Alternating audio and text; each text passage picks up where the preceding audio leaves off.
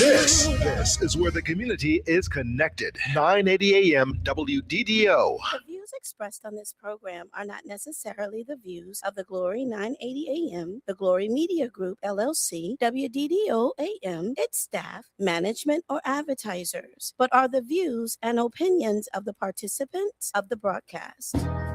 Macon in Middle Georgia. It's time for Village Talks with Tia and LJ. Join them live every Wednesday from 5:30 p.m. to 6:30 p.m. right here on the Glory 107.9 FM, 980 AM WDDO. Log on to the Glory 107.9 FM on Facebook or YouTube to become a part of the conversation. Let's go live into the studio for Village Talks with Tia and LJ. Is your child struggling with reading, writing, learning loss, and a culturally irrelevant curriculum? Do you want your child to be outstanding at reading and writing and also take pride in their culture? Then you want Reading Revolution Online. Reading Revolution Online is a web-based reading support program. We serve scholars in grades K through 8, and through our innovative approach, we help them build reading confidence and cultural identity development, equipping them for success in school and life. They learn about Black heroes and sheroes through captioned videos, reading selections, and other activities. Reading Revolution Online is an experience for the whole family. Do it for the culture. Go to readingrevolution.org and get your membership today. Good evening, everybody. Hey. Hey, I'm so happy to be here. We are happy to have you. Welcome to Village Talks. We are Macon in Middle Georgia's freshest radio show and Godcast, bringing you conversations centered around culture and community from right here in the 478 and beyond. That's right. I am your missing in action, but now back host, LJ. You weren't too much missing. You was missing a little bit. Oh, yeah. There. It was a caller. Kept calling in. Yeah, but to my left is the magnificence, always phenomenal.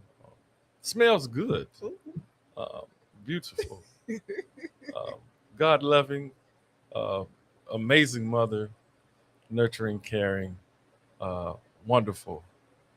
See, peace and blessing, good people. See, that's what I was talking about. Remember when I told y'all I missed my intro? That's the intro that I missed, and I appreciate it. Thank you so much. Oh, yeah, you deserve that. I'm going to get that red carpet for you, girl. And the roses. I'm going to hop on one foot. Say, ooh. Like Coming to America. Yeah. But I guess I don't even have to ask how we feeling today. We feeling good, right? Feeling amazing, blessed, grateful, everything. All of the things, everything is going well. We are moving and grooving. How you feeling? I feel outstanding. I feel good. It's a springtime. Yeah. Spring is in the air. It's like the beginning of a new year. Some people, some places they practice this is a new year. Yeah. A lot of indigenous cultures, so all the flowers are blooming. The only thing I don't like is the pollen. You already know, that pollen, boy. Ooh. That pollen ain't playing no games with nobody. So if you are allergy prone and you're out here trying to smell the flowers, you might need a mask on or some Benadryl or some tissue or something, because that pollen is definitely out there. So yes. And real quick, we have Miss Shakita Maxwell, the lovely Shakita Maxwell in the comments, says the freshest, and peace and blessings. Peace and blessings, Shakita. Peace and blessings, Shakita. We appreciate you so much and all that you do. I said it before, I say it again. You are definitely a warrior for the cause, for the community. So we just appreciate you, sis. Thank you so much for joining us. Yeah. Shout out to Shakita. We almost had to call Crime Stoppers for Crime Stoppers. The whole nother Crime Stoppers. Yeah, but we ain't gonna let it. Can't nobody hold us back from what God got for us. That's for sure. But we are a village. Yes. We are a village. And it's great when our village come together for righteousness' sake. Absolutely. For sure. Shout out to Commissioner Bryant.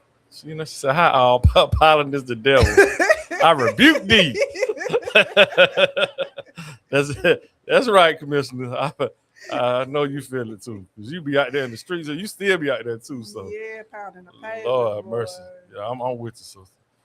Shout out to Ashley Woodford. Oh God, yeah, y'all did a great job too. Like she was our co-host last week. Yes. Y'all did a great job, and it was a great Pleasant Hill neighborhood cleanup that y'all did last week too. That was cool. Yeah. Talking about big shout out to Ashley for all she does in the community and with the Tubman, with Pleasant Hill, and yes, and for co-hosting the show last week with our phenomenal featured guest, Miss Sylvia Williams McGee. Oh yeah, that was a great show. That was awesome. Yeah, all the shows were great for Women's History Month. Yes, we appreciate it. Yeah, it was a great opportunity to get some much needed information, just some culture and some history, and all of the things wrapped up in one. And then we see just a generational passing. So from Miss Sylvia McGee, we got Ashley, both representative and understanding the history and culture of Macon and Pleasant Hill neighborhood. Right. Shout out to all the people that are doing the work. You know, they don't necessarily have to raise their hands, but they just out here doing it. You know, and there's so many people that are out here doing stuff in the community. You know, and I know a lot of times we keep hearing the same names over and over again to get recognized for stuff, but there's so many people that do so much for our city and our communities as a whole, and they might not get the recognition that they deserve. So if you're out there and you're listening, I'd like to tell you that you are appreciated for what you do. You know, if nobody's told you that. Absolutely. We appreciate you. Yeah. So shout out to all the teachers, all of the folks out there doing first responding, all of the people who are, grassroots organizations, those in corporate organizations, people who, wherever you are, but your heart is with the community and your care is for the community. We commend you and we appreciate you. So thank you for everything you do, whether it goes noted or it goes spoken or unspoken. We appreciate you and we want to shine a light on y'all. That's right. Shout out to Mr. Randy Crawford. Hey, how you doing? So he says hello all. That's right. Hey, Randy. And Carlos McLeod, he says, hey guys, great cleanup over in Unionville. I love being a part. Okay, yeah. So there were 2 cleanups in Unionville, on the 21st. So that was not this past weekend, but the weekend prior. Carlos, thank you so much for joining in the cleanup in Unionville. That's greatly appreciated. And we had a lot of people who come out that may not be from the neighborhood, but are just coming and showing support at some of the cleanups. So thank you, and we appreciate all of you all for joining in to help beautify in one way or another our communities. All right, for sure. Before we get into our good news, I'm going to let everyone know if you want to join this conversation today, we don't have a special guest on the show. The Village is a special guest. That's right. So, if you want to join this conversation, if you want to call in, you got something on your mind, on your chest, you just like to talk about it, hey, hit us up. Give us a call at 478-250-1444. Again, that is 478-250-1444. And again, this is live radio. So if you're in the Macon, Middle Georgia listening area and you aren't able to go online and look at us streaming live on Facebook, YouTube, Twitter, and all the other platforms at the Glory 107.9, 980 AM, you can listen to us on your radio. Turn your radio dial on to 107.9 FM or 980 AM if you're here in Macon in Middle Georgia. So join the live stream chat. It's always the shout outs that we're doing right now. If you listen to us on the radio, that's coming from our live stream. But absolutely feel free to call in again at 478-250-1444. That's right. And before we get into the news, I do also want to give a special shout out to our sponsors, because without you, it wouldn't be possible. Do this. So we want to give a huge shout out to Homeland Cultural Center over here on Napier Avenue, selling all of your culturally centered spiritual needs from meal prep to CMOS to artifacts to African attire straight from the continent, to books on religion, spirituality, on food, health, and all things of that nature.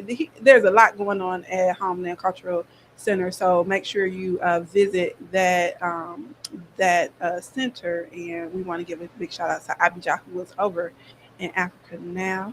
We also want to give a big shout out to Sherman Kine and Assembly Brothers. If you need some renovation work, some decks, some Sherman over there building all kind of things. So shout out to Assembly Brothers.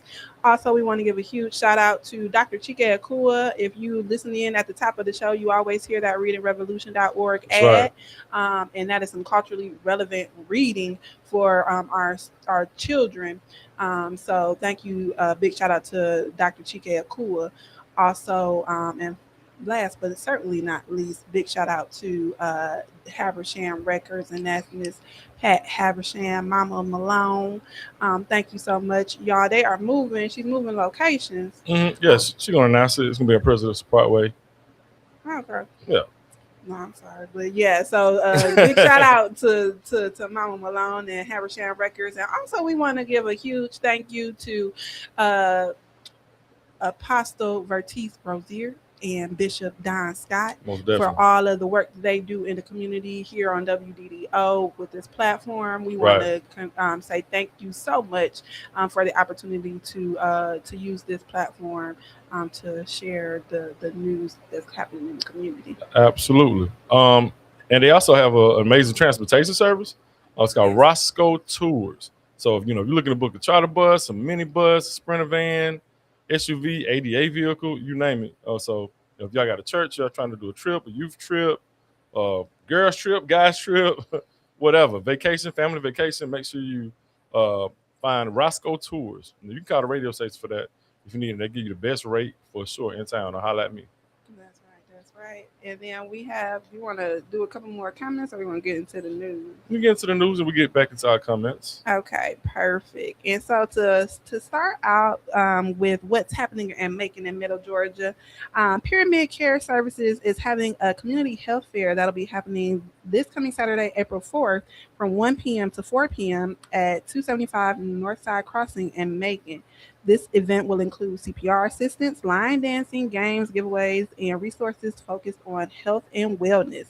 Vendors are welcome, and for more information on vending, you can contact 478-477-1289. This is a great opportunity to prioritize your health while also connecting with the community. Also happening on April 10th, the Tubman Museum will be hosting a line dance party part 2. This is going to include it's going to be bringing in the Pan-African Festival. So this again will be happening on April 10th. The admission is $15, and it will be happening at the Tubman Museum. We also have Family Advancement Ministries that'll be hosting their child passenger safety event for Bibb County residents on Saturday, April 11th, and this will take place at 1600 Forsyth Street. There are 2 sessions available, one from 10 to 11:30 a.m. and the other from 12 noon to 1:30 p.m. This event is for families who need a car seat or who want to ensure that their child is safely secure. You must RSVP by April 8th and have confirmation email to attend.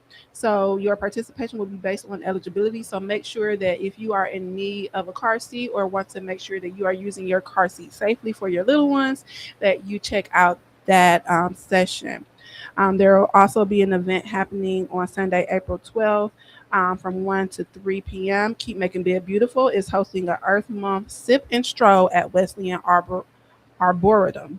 This will be taking place at 4760 Wesleyan Drive in Macon. You can enjoy non-alcoholic refreshments, light snacks, and a guided nature tour by the Wesleyan ABR representatives. Registration is required by April 8th, and admission is free. Also happening on Sunday the 12th is the Pleasant Hill Neighborhood Organization's Family Fun Day. This will take place from 2 p.m. to 5 p.m. at the Maddie Hubbard Jones Park. This event is free. It includes food, games, and activities for all ages. Activities includes dominoes, chess, checkers, bracelet making, coloring, volleyball, basketball, and kickball.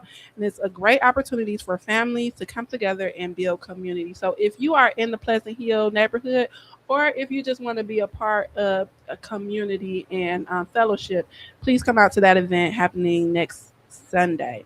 And then we also have happening on Saturday, April 18th, Macon Bibb Park and Recreation will be hosting a food truck festival from 11 a.m. to 4 p.m. at Central City Park, now Carolyn Creighton Park. This event is free. It features food, music, family fun, and a kids zone. Guests are encouraged to bring tents, blankets, and lawn chairs for a full day experience. Also happening with the Pan African Festival from Thursday, April 23rd to Sunday, April 26th. It'll be the 30th year anniversary of the Pan African Festival. They'll be celebrating culture, community, and connection. The featured country is Jamaica. And so the festival schedule is the prayer walk on Thursday, April 23rd, the Afrocentric Ball on Friday, April 24th. That starts at 7 p.m. at the Tubman. And then Saturday and Sunday are the Pan African Festival weekend at Henderson Stadium. So this will not be taking place at the Tubman. The festival on Saturday and Sunday will be taking place at Henderson Stadium. So be on the lookout for that. And then finally, we have the Youth Art and Book Club for ages 10 to 18 happening at the Tubman Museum beginning on May 9th. It's $20 per month, and it happens every Saturday from 3 to 5 p.m. So if you need more information, you can email Ashley at awoodford@tubmanmuseum.com or call 478-743-8544. And I'm sorry, there's one more event. I'm sorry. It's a lot going on. It's all right. Go ahead. It's a lot going on. The Humanitarian Gang is presenting a career and resource day. This will be happening actually tomorrow, Thursday, April 2nd. It will be taking place at the You Create Making Innovation campus at 1065 Anthony Road in Macon. There will be career panels, Q&A sessions with professionals, and community resources for parents. This will take place from 10 a.m. to 2 p.m. and light refreshments will be served. You can register today, and that is what's happening in Macon and Middle Georgia. Yeah, for sure. And I'd be remiss if I didn't mention one more thing. There's a candidate forum happening next week, and I'm the interim president. Shout out to my guy George Crowley.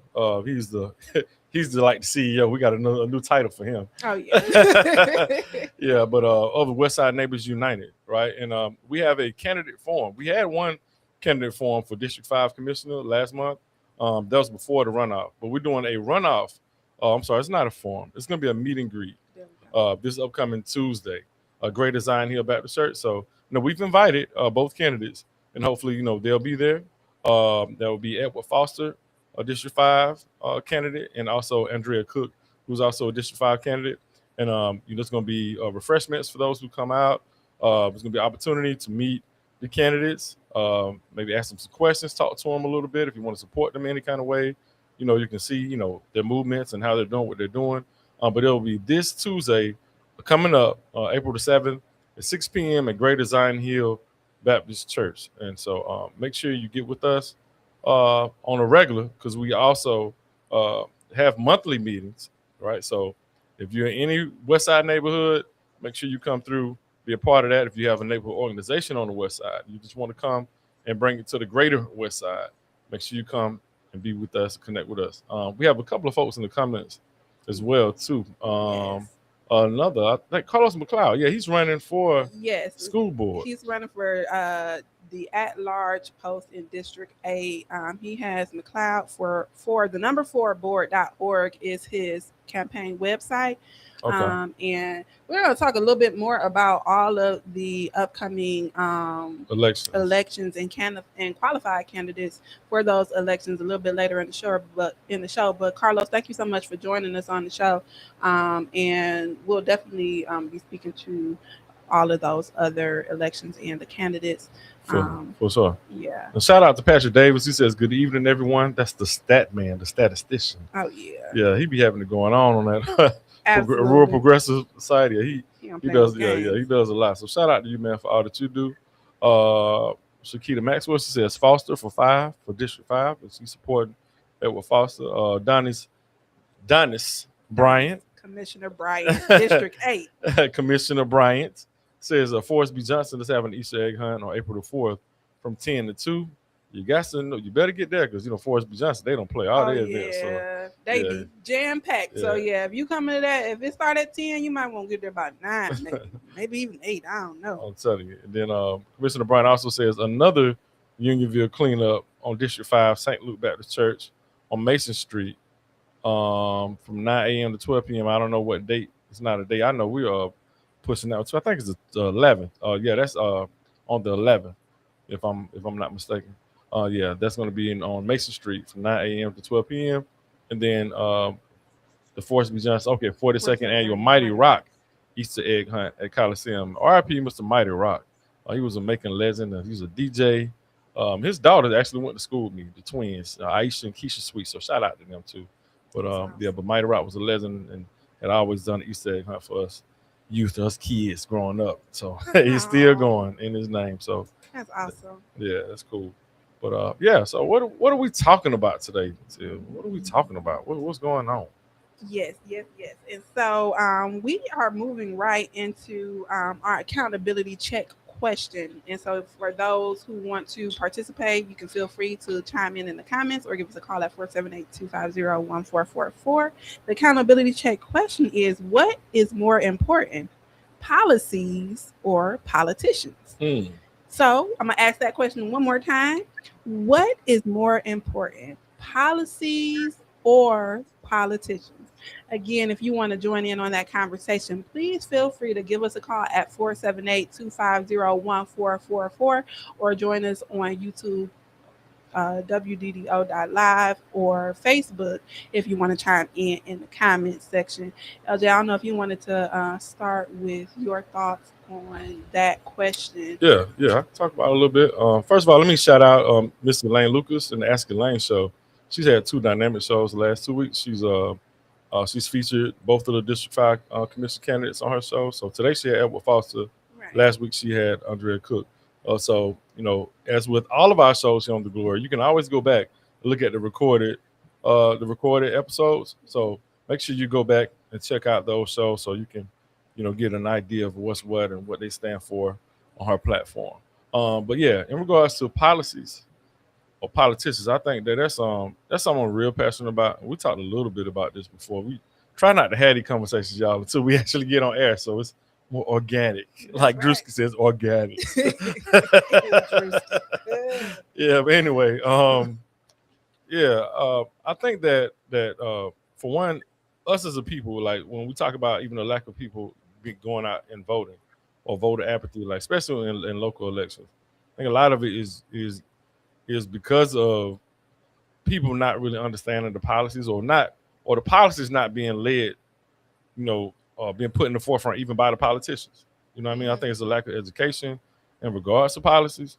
I don't think it's all on the people too, not knowing or not trying to know. I think that we do have politicians a lot of times that don't want people to know. Right. So they can push the policies that they want, to push through whatever their agendas are. But I think in general, you and I talk about this all the time. One of my favorite phrases or things that I think is plaguing the world in general, which is the foundation of all science, because politics is a science, and that is form and function, and the fact that form follows function, right? So it's the same thing we talk about policies and politicians, where politicians would, in essence, represent form or what we see or what we the outcome of something or the surface level or something. Mm-hmm. And then the functionality is the actual policies, how things are actually working and what's really going on there. And so I think the world is, we're given, in a program that's given to us as a people across the board.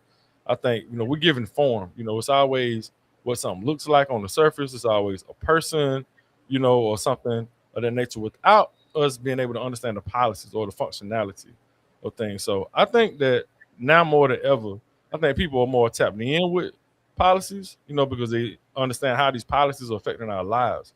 People are tired of lip service and just seeing a politician being, paraded in front of our faces, and now we just got to believe what they say, but then what they're saying is not matching up to what's actually happening, and that's in the policy. So I think that now more than ever, I think our people are really more focused on policies and how that's affecting our lives. I think across the board, especially on the national and state level, and even here on the local level, So I think for me, in regards to what's more important, I think that policies are more important because the politicians are supposed to be pushing the policies that affect the lives of the people, or that the people are really advocating, or that they want for us to make our lives better, right? So, of course, off top, policies are more important than politicians, because politicians are supposed to be pushing the policies that are best for the people. Absolutely. And I would definitely say I am in agreement with that. I believe that policies are more important. I believe that you want to have politicians who, like LJ said, carry out the policies of the people. But that starts with politicians who are integral, who are transparent, who are accountable, and whose work can speak for itself.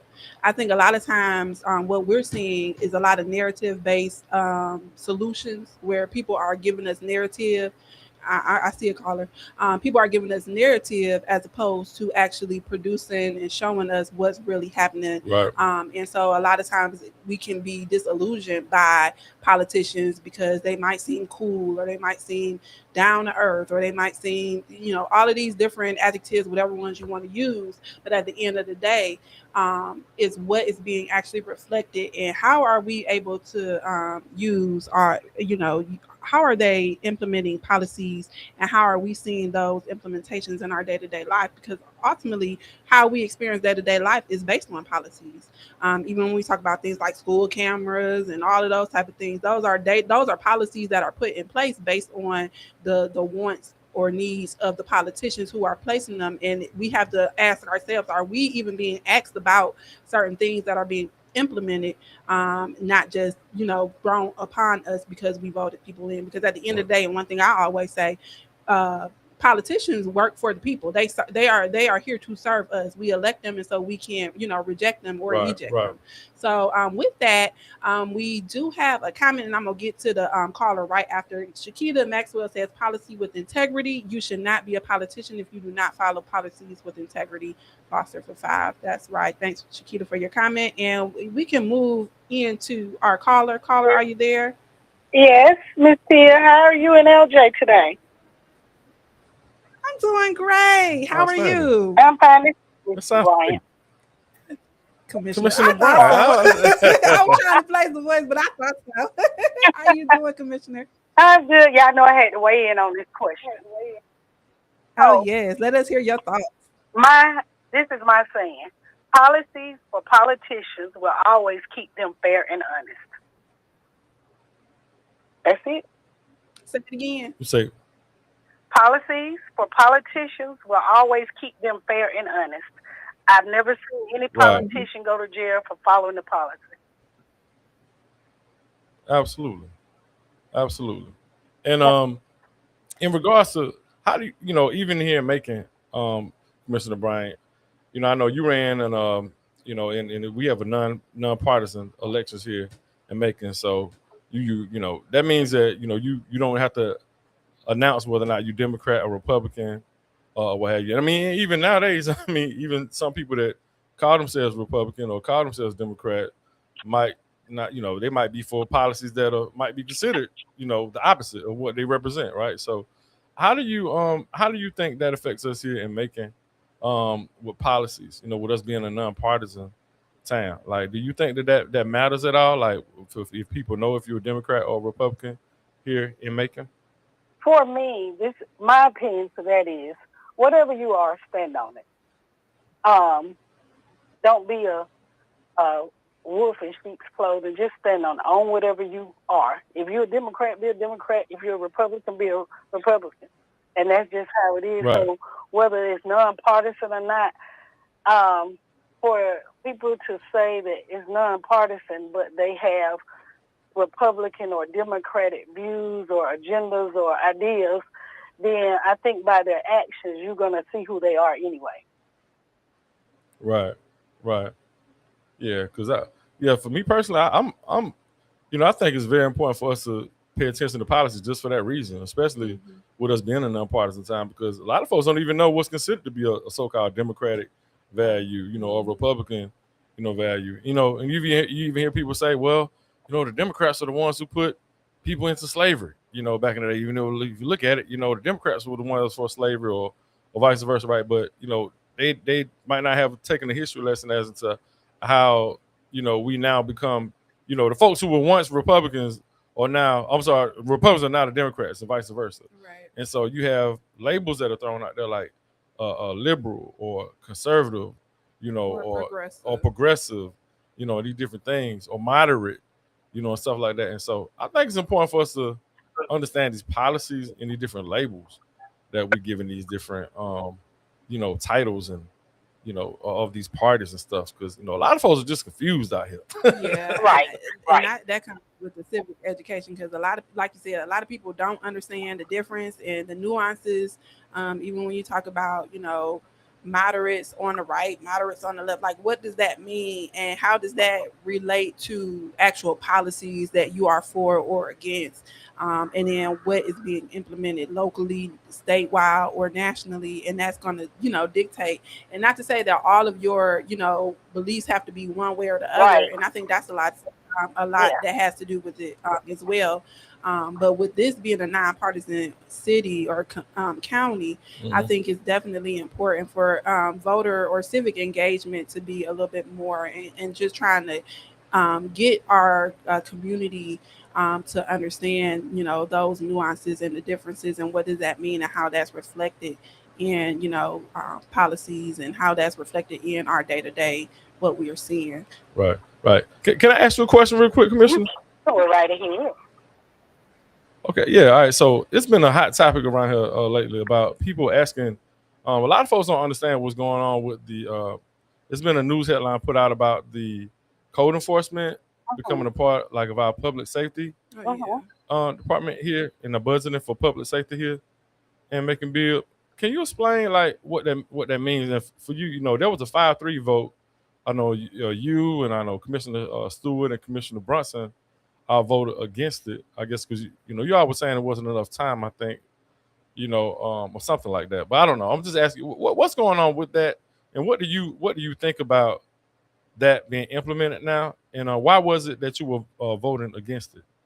Okay, so for me, coming from law enforcement, I needed answers, and I needed answers. I needed to have enough time to talk to the guys from code enforcement to see what they were trying to get out of this. Were they trying to be a sheriff deputy? Because if you're trying to be a sheriff deputy, then go to the sheriff's department.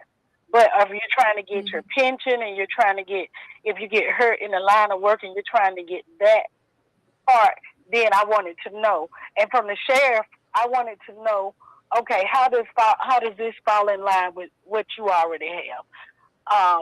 So those were the things that I was saying. We need more time so we can get clarification. We can talk to the guys, see what they're trying to get. And if you're trying to be, and if it's the sheriff is not doing this because he don't have enough personnel, that he's not doing the things that you're asking, then give them the money that you would start up the new police agency with, and let them hire more deputies at a higher pay scale. But I'm going to support law enforcement, public safety guys, because we don't want nothing to happen to them, whether they're in the code enforcement uniform or they're in other uniform. But if we don't want them to work outside the area of their scope of their area also. But if they just need a pension and they need to have something set up so that if something happens to them in a line of duty, then I say, if we have the money, just give it to them with what they're doing, because we need code enforcement and we definitely need more sheriff deputies. But also, we got to make sure that we don't cross the line, because we need to know the agencies, like I explained to them. In a city of this size, it gets confusing when you have this different law enforcement agency. You want to know who does what. So you got code enforcement.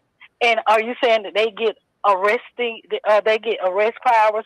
So if you're on a scene and the deputy is there and code enforcement shows up and say, no, I'm going to take this. Who has the jurisdiction? So you got to set that in place. But just looking at it, I see that Sheriff Davis just came up with a, I think it's called SITE, with his traffic unit. And from my understanding, and I could be wrong, I don't think you can have two agencies that's doing the exact same thing, because we are now consolidated. So Right. Yeah, that wouldn't make sense just, yeah. from a taxpayer standpoint or from a, utilization standpoint. And then that was one of the things I was going to just ask you about too, as it relates to the charter with, all of the changes that were made to the charter to consolidate.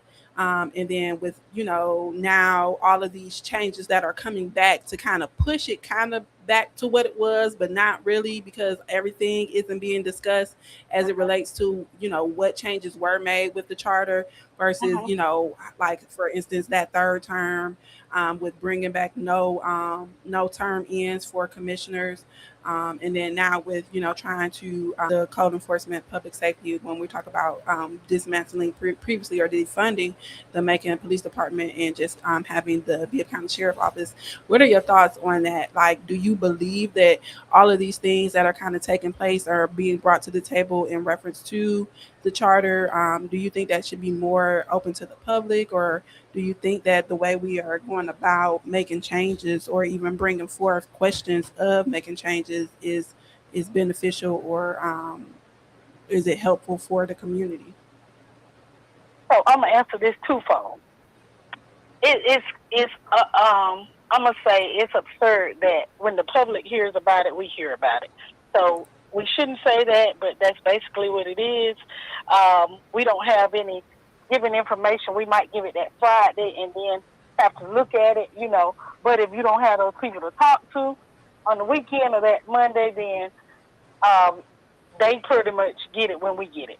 And the thing about we should bring everything to the public. When we're talking about something that affects the public like this, before we make any decisions, we should have town hall discussing where they can ask questions and talk about everything. But before we do this, things should be amended to the charter. Just like it went in front of legislation, it should have to do the same thing to amend it. So to me, everything, like I told them, everything is done out of order, and I'm not used to out of order.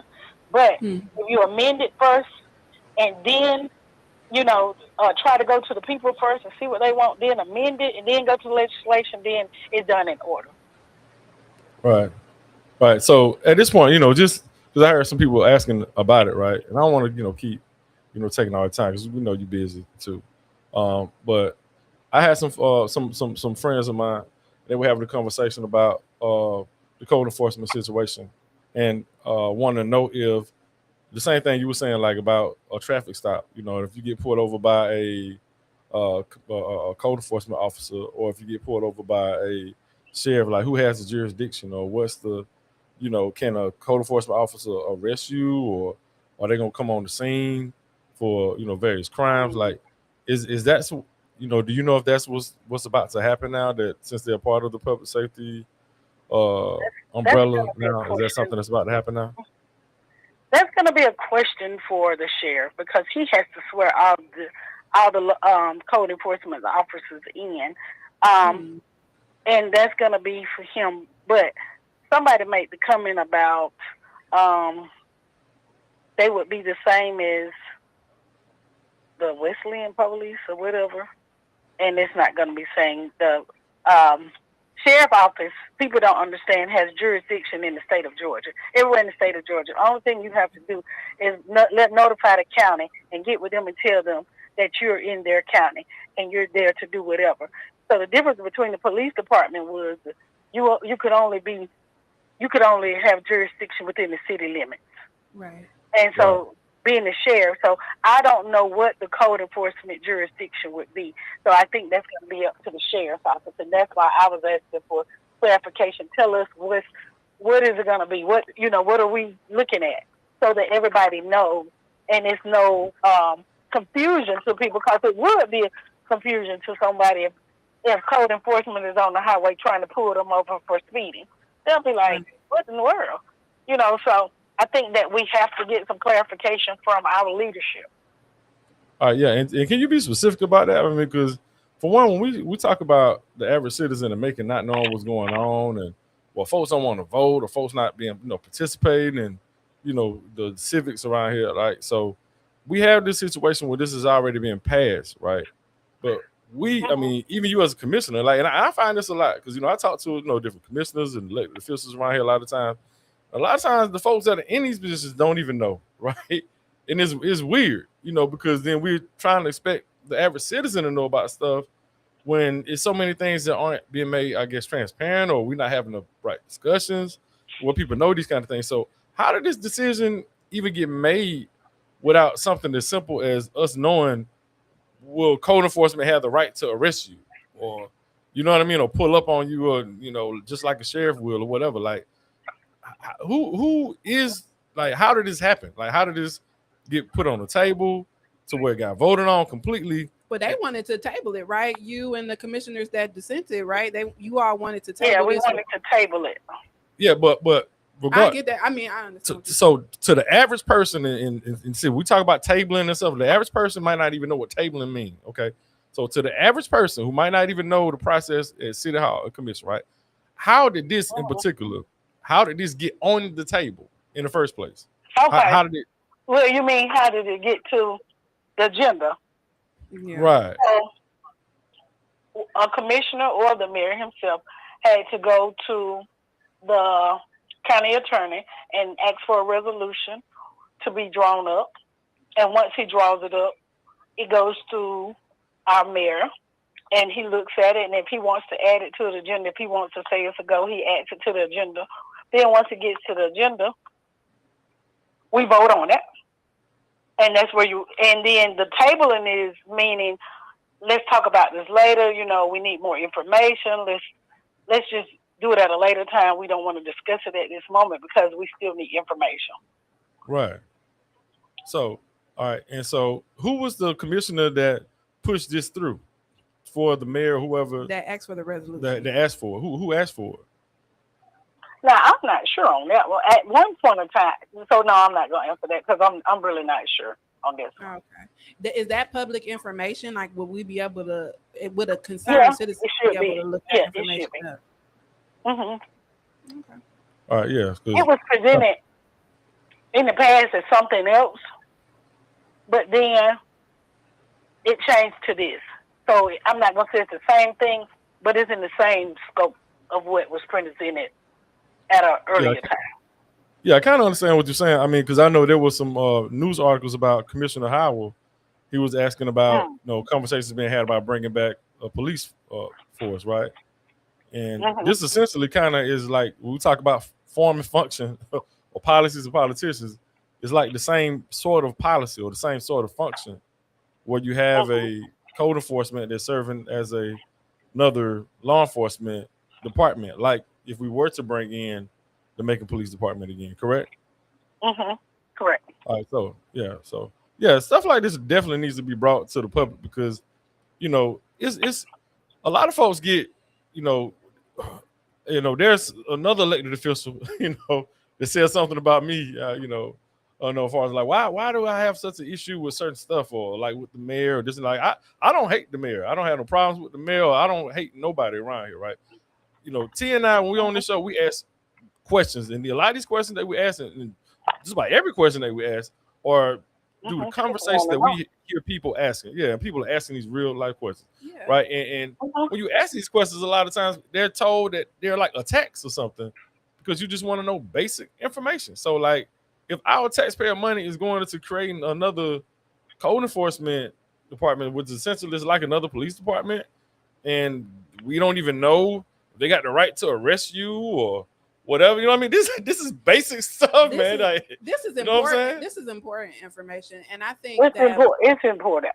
Yeah, it's absolutely. And when I speak about transparency and accountability and all of those things that that are the responsibility of elected and appointed officials, these are the things that are included because there is no, I mean, even as commissioners, you all still, don't understand or even how to, explain this specific resolution or whatever to your constituents. So I think that things like that is why there is this voter apathy that we have been discussing, for the last, that we have been seeing for the last few years, because there is no transparency and there's no real understanding for the people to know what is happening. It's just like things are happening and we're supposed to be okay with it. And if you dissent or if you have questions, in any way, shape, or form that are going against what is actually happening in real time, then you're looked at as a troublemaker and all of these things, when in reality this is critical thinking, and we should all be asking these questions, because again, it's our taxpayer dollars and it's our vote and our voice, and we need to understand, how these things shape the way that we live our lives on a day-to-day basis. Right. Well, Right. So well, Tia, when you are asking questions that are much needed because you do not understand and you need understanding, then I don't see that there should be a problem with it, because if you want to know and the constituents want to know, most of our budget, a big part of our budget, comes from homeowners who pay taxes. They pay their property taxes, so they are entitled to have some answers to some of the questions that they want to know. They want to know where their tax money is going, and I don't blame them. I pay taxes also, but I just know that these hard questions was asked. We can't start with just Martin Luther King, with Malcolm X, Medgar Evers, Ruth Hartley, we can Rosa Parks. We cannot stop with these questions, because I'm sure they ask questions too.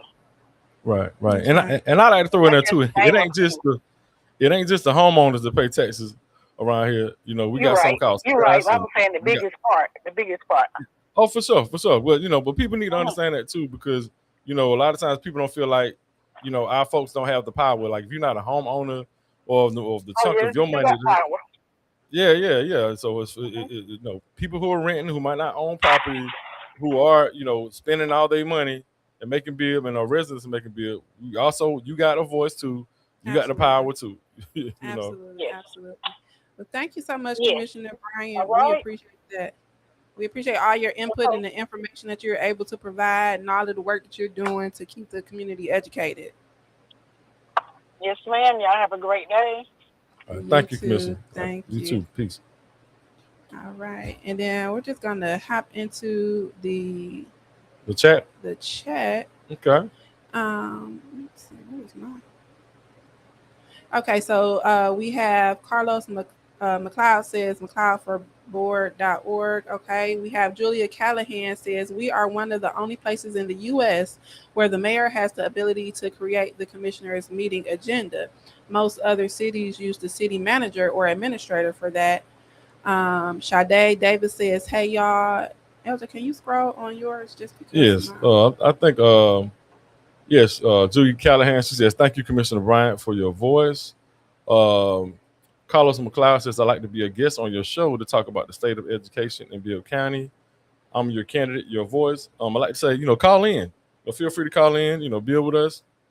I know we're probably going to be doing some stuff with some candidates here coming up before May the 19th. Right. We're going to try to have on whoever is running in these particular districts or for these seats to come on at the same time. So we give a neutral platform for everyone to come on and tell folks why they should vote for you. But absolutely, if you just want to call in, even right now, we have about 10, 12 minutes left for you to call in right now if you feel like it. Yes, Sade says, "Hey y'all." Julia Callahan says that part, LJ. I don't know what she was referring to, but you can call in too, Julia. Please, we need to get you on the show. What they saying too. And yes, she did say that we're one of the only places in the United States where the mayor has the ability to create the commissioner's meeting agenda. And she says most other cities use the city manager or administrator for that. I think it was just something else. But yeah. She was referring to that same thing. To the same thing? Okay. Mhm. Okay. Yeah. But yeah, what do you think, Tia? Because, for me, and I want to say this, I want to reiterate this again.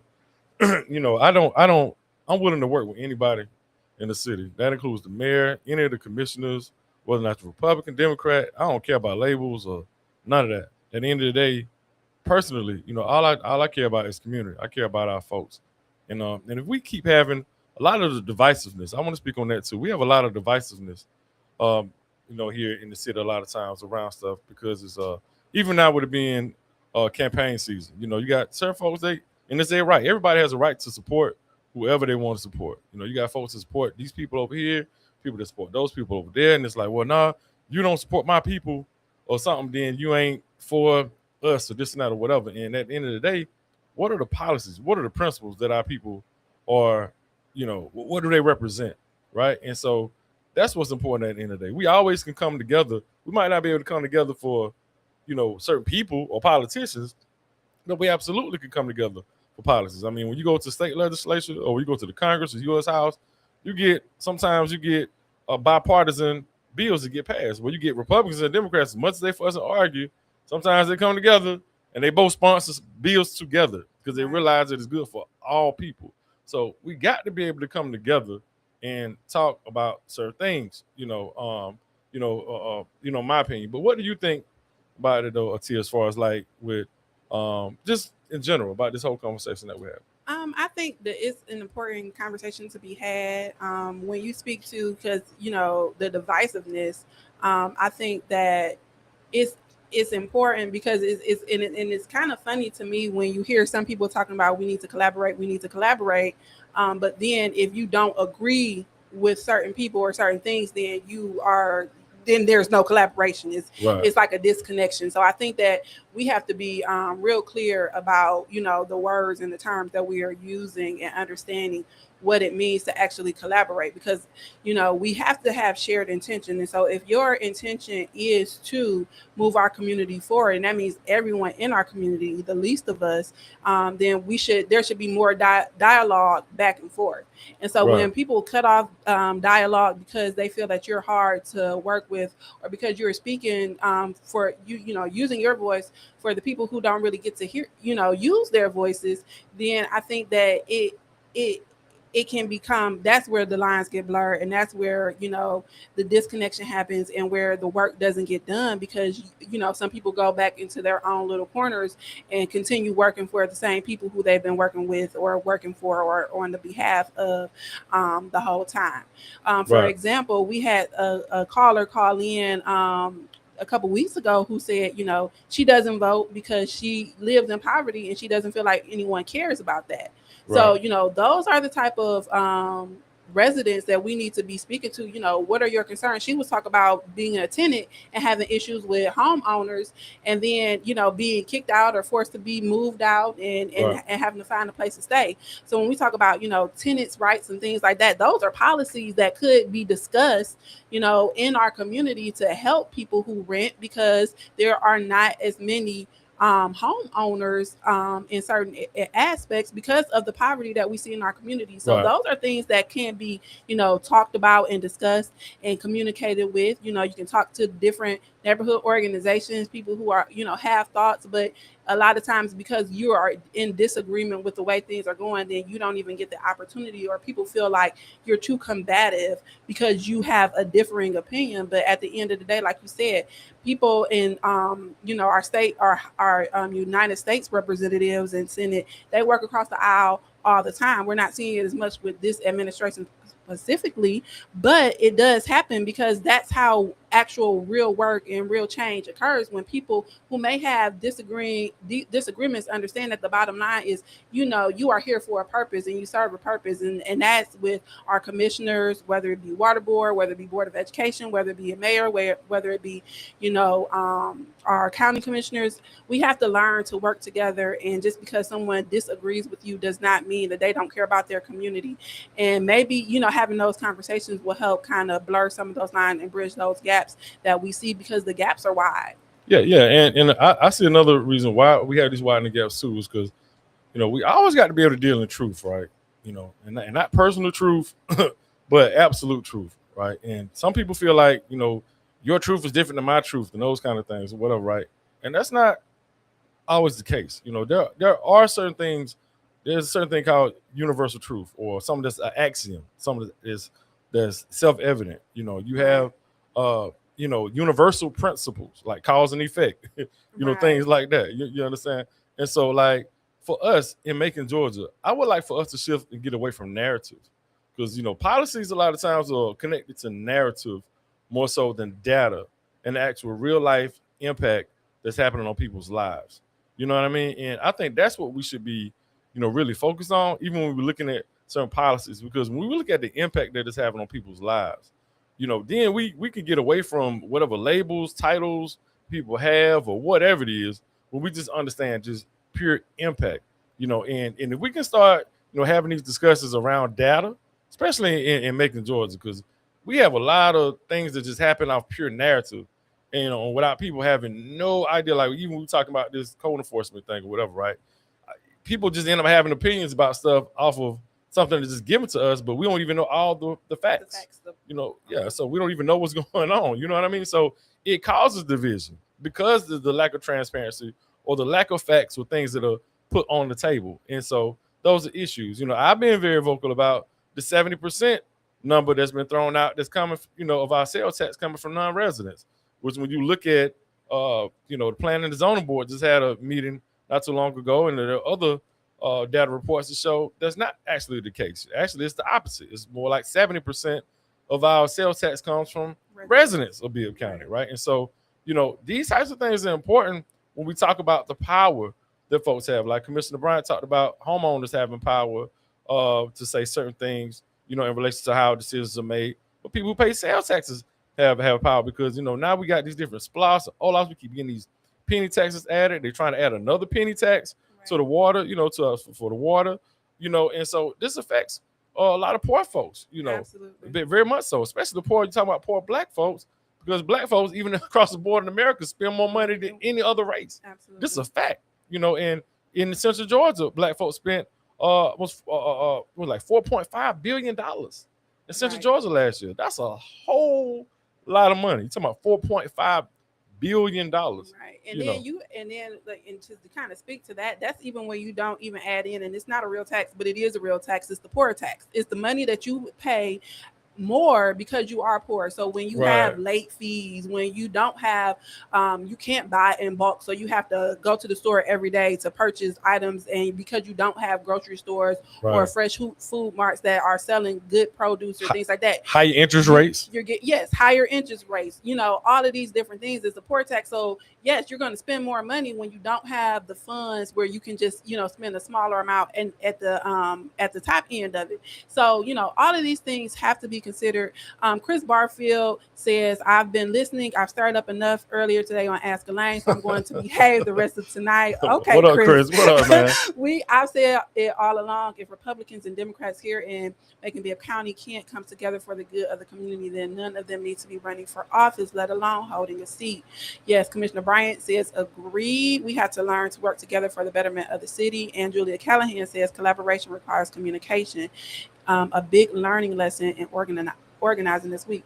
Right. And so we have to be understanding to what is happening, and when we talk about data, we have to use it in context and be honest with the data, because a lot of times data gets used and it gets turned into different things that aren't really what it is. And that comes with speaking to the people, because the people are the data points, and the people have stories to tell that go along with the data that we are using. And so we have to understand the stories of the people before we can use the data. And that helps us to make more informed and better decisions that benefit the whole community.